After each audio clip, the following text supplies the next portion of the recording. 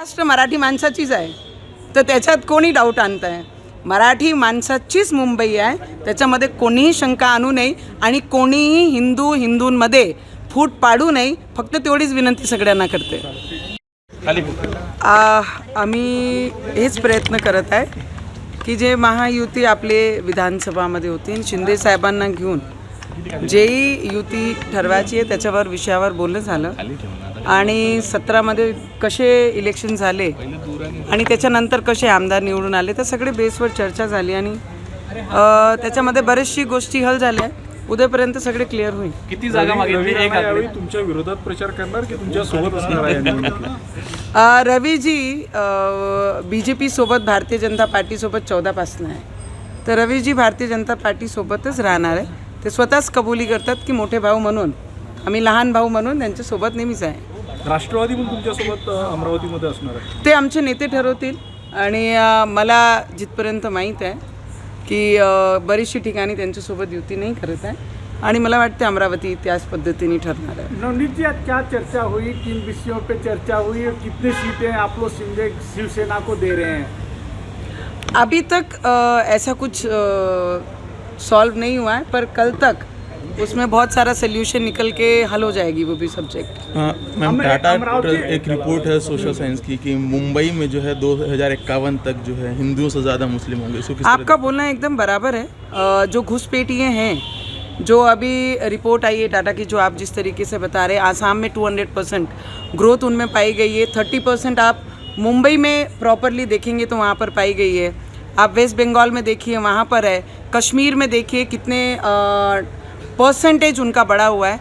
तो मुझे लगता है कि सभी ने जो ये डिस्कशन कल से हो रहा है और जो टाटा की भी रिपोर्ट्स आई हैं, एक बार सभी हिंदू भाई बहनों ने उसके ऊपर ध्यान ज़रूर देना चाहिए कि अगर कश्मीर में परसेंटेज ऊपर से लेके एकदम नीचे ड्रॉप होता है सिंगल नंबर पे, और बांग्लादेश में जिस तरीके से माइनॉरिटी होते हैं हम, और आसाम में 200% वो बढ़ते हैं, तो ये सब चीज़ पे हिंदुस्तान है, ये हिंदुस्तान का नाम रहना चाहिए. नवनीत जी, महाराष्ट्र में चुनाव हो रहा है, क्या हिंदुत्व का मुद्दा रहेगा कि विकास का मुद्दा रहेगा? देखिए, विधानसभा में भी हमने ना लोकसभा में कोई हिंदू और कोई दूसरे धर्म को आजू बाजू नहीं किया था.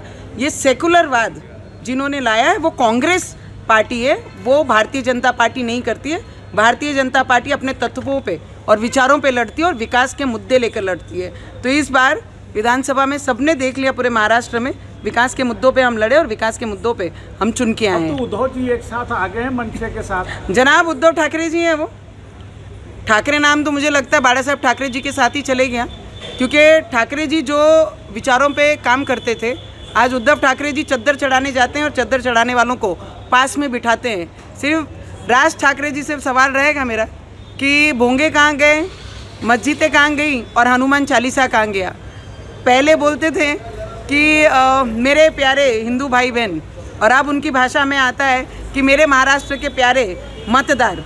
तो इसमें से आप समझ जाइए कि उनकी दिशा कहाँ पर जा रही है. अब वो भी चद्दर चढ़ाने जाएंगे कि उद्धव ठाकरे साथ में बिठाएंगे, तो उनको पूछना राज पड़ेगा. ठाकरे त्यांच्या प्रेसमध्ये बोलले होते की माझ्याकडे एक देवेंद्र फडणवीसांचा व्हिडिओ आहे ज्याच्यामध्ये ते अल्लाहू अकबर बोलतात आणि असे अनेक व्हिडिओ त्यांच्याकडे आहेत. मला वाटते की त्यांचे बरेचसे व्हिडिओ साहेबांचे सगळ्यांनी पाहिले. लाव रे तो व्हिडिओ, तर असे बरेचसे व्हिडिओ आमच्याकडेही आहे की लाव रे तो व्हिडिओ. आम्ही ते सुद्धा दाखवणार आहे सगळ्यांना.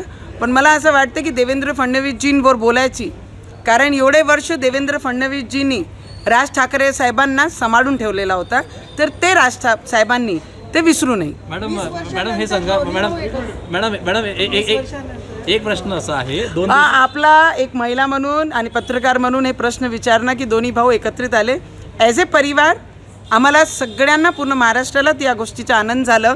जे एकमेकाचे चेहरे पाहत नव्हते, आज दुकानदाऱ्या चालू करण्यासाठी ते एकमेकासोबत बसलेले आहे, तर त्याच्यामध्ये अंतर आहे. ॲज ए फॅमिली आली असती तर पूर्ण महाराष्ट्राने बाळासाहेबांचं नाव घेऊन जल्लोष केला असता, पण विचार सोडून ते फक्त दुकानदारीसाठी आणि पॉलिटिक्ससाठी आले आहे, तर तो डायजेस्ट होण्यासारखा नाही आहे. मॅडम एक प्रश्न असा आहे, 2 दिवसापूर्वी तुम्ही असं म्हटलं होतं की हिंदूंनी मुलं जे आहे ते जास्त जन्माला आता टाटाची यावर प्यारे खान जे अल्पसंख्याक आयोगाचे जे अध्यक्ष आहे त्यांनी सांगितलं की राणा दाम्पत्यांनाच 2 मुलं आहेत, त्यामुळे मला वाटते आयोगांचे जेही ज्यांनी म्हटलेलं आहे त्यांच्या नावाप्रमाणे ते विचार त्यांची मांडलेली आहे.